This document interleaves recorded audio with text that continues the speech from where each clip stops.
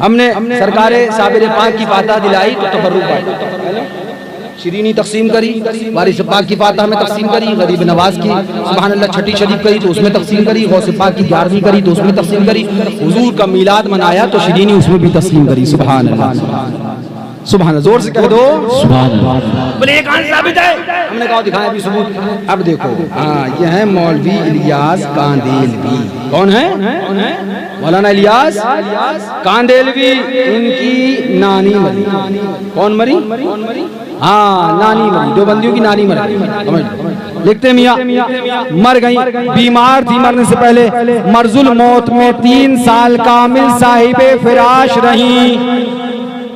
मरीज को 3 साल, यानी जिस मरीज को अपनी इनकी नानी के लिए लिखते हैं कि मर्जुल मौत में 3 साल साहिबे फिराश, यानी बिस्तर पे 3 साल पड़ी रही, 3 साल सिर्फ बिस्तर पे। आलम ये था जिस मरीज को 3 साल मर्जे इस हाल में, मर्जे इस हाल समझे, पखाने पे पखाना, पखाने पे पखाना, पखाने पे पखाना, पखाने पे पखाना, तू जल में आया, तू जल में आया, तू जल में आया, 10 समझ गए, पकाने पे पकाना, इसे कहते हैं मर्ज़े इस हाल।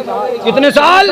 3 साल मुसलसल बुढ़िया पकाने पे पकाना, पकाने पे पकाना, 3 साल मुसलसल। हम नहीं लिख रहे, इनकी किताब करी 3 साल मर्ज़े साल में इस तरह गुजरे कि करवट बदलना भी दुश्वार हो। 3 साल लेटी रही, करवट बदलना मुश्किल।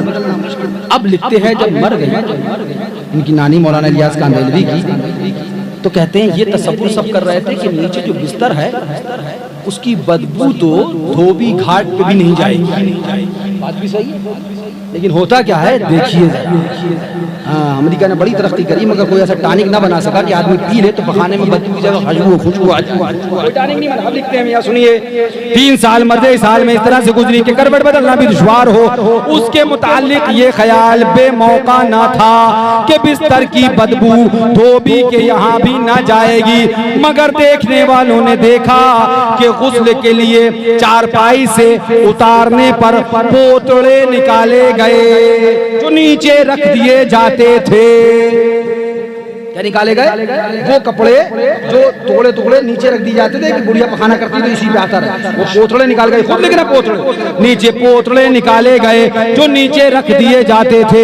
तो उनमें बदबू की जगह, तो उनमें बदबू की जगह खुशबू, अरे और ऐसी निराली महक फूटती थी कि एक दूसरे को सूंघाता। क्या खुशबू है, क्या खुशबू है, क्या ये